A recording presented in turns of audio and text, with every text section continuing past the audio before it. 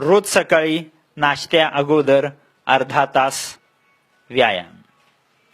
तेवढी एखादी सिंपल गोष्ट केली तर ती सगळी औषधं ज्यांची कामं आहेत आपल्या शरीरातल्या रक्ताच्या गुठळीच्या विरुद्ध लढून त्या रक्ताच्या गुठळीला विरघळवून टाकणे, अशी सगळी औषधं आपल्या शरीरात फुकटात निर्माण झालेली असतात.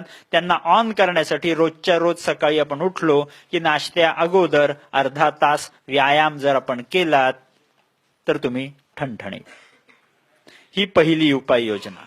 दुसरी उपाययोजना अजून सुंदर, की जेवढा वेळ त्या रक्ताच्या गुठळीला विरघळवायला त्या औषधांना लागणार आहे, समजा अर्धा पाऊण तास लागणार असेल तर अर्धा पाऊण तास छातीत दुखत राहणार का? तर नाही. त्या कंपनीने आपल्या या पूर्ण शरीराला अजून एक उपाययोजना देऊन ठेवलेली आहे. ती म्हणजे काय, तर तुम्ही कधी टू व्हीलर फोर व्हीलर चालवलेली असेल. टू व्हीलर फोर व्हीलर चालवताना आपल्याकडे एक नॉर्मल पेट्रोलची टाकी असते आणि एक रिझर्व्हची टाकी असते.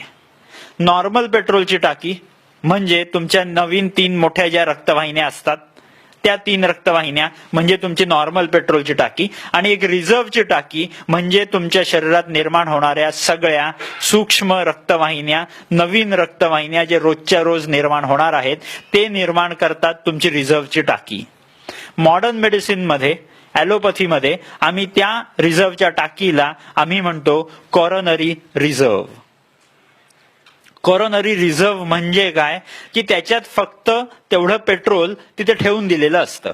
जेव्हा कधी नॉर्मल पेट्रोलची टाकी संपत येईल तेव्हाच रिझर्व्ह मधलं पेट्रोल वापरायला आपण चालू करणार. तसंच आपल्या या छोट्या सूक्ष्म रक्तवाहिन्यांमध्ये फक्त रक्तपुरवठा ठेवून दिलेला असतो. तो रक्तपुरवठा कधीही वापरलेला जात नाही. नॉर्मल रक्तपुरवठा कुठला वापरला जातो तर 3 मोठ्या रक्तवाहिन्यांमधनं जो रक्तपुरवठा आपल्या हृदयाकडे येत असतो त्यातला रक्तपुरवठा वापरला जातो. पण जेव्हा कधी एखादी रक्ताची गुठळी येऊन समजा त्या रक्तवाहिनीत अडकली, त्या मांसपेशीपर्यंत कुठलाही रक्तपुरवठा पोहोचत नसला की ती मांसपेशी इमिजिएट त्या रिझर्व्हच्या टाकीला कॉन्टॅक्ट करते, म्हणते आत्ताच्या आत्ता मला लोन पाहिजे. No paper work, no signing formalities, immediate loan approve केलं जातं या रिझर्व्हच्या टाकीमधनं डायरेक्ट त्या मांसपेशीकडे. मांसपेशीला रक्तपुरवठा मिळायला लागला की मांसपेशी रक्ताच्या गुठळीला म्हणते बस तिकडे, मला काय फरक पडतोय, मला रक्तपुरवठा माझ्या ठिकाणातून यायला लागलेला आहे, सो आय एम हॅपी. प्रश्न असा आहे की ही रिझर्व्हची टाकी जी आहे, ही रिझर्व्हची टाकी हिच्यात सुद्धा जर पेट्रोल असलं तर नशीब. जर रिझर्व्हच्या टाकीमध्ये सुद्धा जर पेट्रोल नसलं तर प्रॉब्लेम.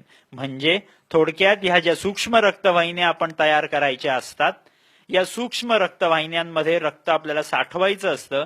ते कसं साठवलं जाईल तर ह्या पेट्रोलच्या टाकीचं पेट्रोल पंप आहे कुठे, तर परत रोज सकाळी आपण उठलो, नाश्त्या अगोदर अर्धा तास बाहेर व्यायामाला गेलो तर या सूक्ष्म रक्तवाहिन्या रोजच्या रोज छान प्रकारे निर्माण करत राहाल. आणि त्याच्यात तुम्ही रक्ताचा साठा करून ठेवलेला असला तर रक्ताची गुठळी येऊन जरी अडकली तरी पहिली ती औषधं येतील जी रक्ताच्या गुठळीला मोडणार आहेत, आणि दुसरी गोष्ट ही रिझर्व्हची टाकी तोपर्यंत रक्तपुरवठा त्या मांसपेशीला पोचवत राहिली की तुमचं हृदय ठणठणीत. मग असे 200 वेळा जरी रक्ताच्या गुठळ्या येत राहिल्या पण जर तुमच्याकडे तुमची रिझर्व्हची टाकी सक्षम असली तर तुम्हाला त्या हार्ट अटॅक विरुद्ध घाबरायची गरज नाही. सांगायचं तात्पर्य, व्यर्थ हार्ट अटॅकला घाबरणं सोडून द्या.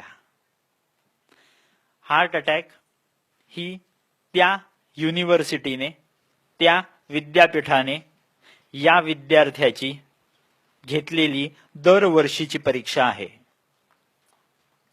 विद्यार्थ्याला विद्यापीठाने घेतलेल्या परीक्षेत बसावंच लागणार.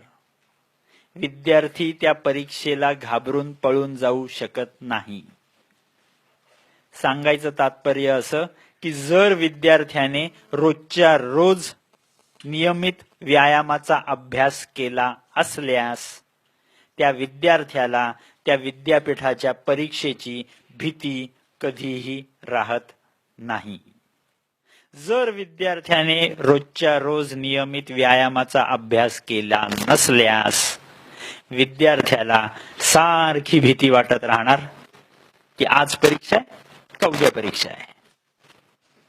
आणि त्याच्यात आपण क्वालिटी ऑफ लाईफ एवढी डाऊन करून ठेवतो की आपल्याला रोजच्या रोज उद्याची चिंता पडलेली असते. आजचा दिवस जो एवढा सुंदर त्याने दिलेला आहे, तो आजचा दिवस सोडून आपण उद्याची चिंता करत करत उद्या सुद्धा गायब होतो आणि आज तर आपण गायब करतच आहोत. सो सांगायचं तात्पर्य असं की आज मध्ये छान जगूया, उद्याचं उद्या बघूया. हा बेसिक तत्व फक्त लक्षात घ्या की हार्ट अटॅकला घाबरायची गरज नाही.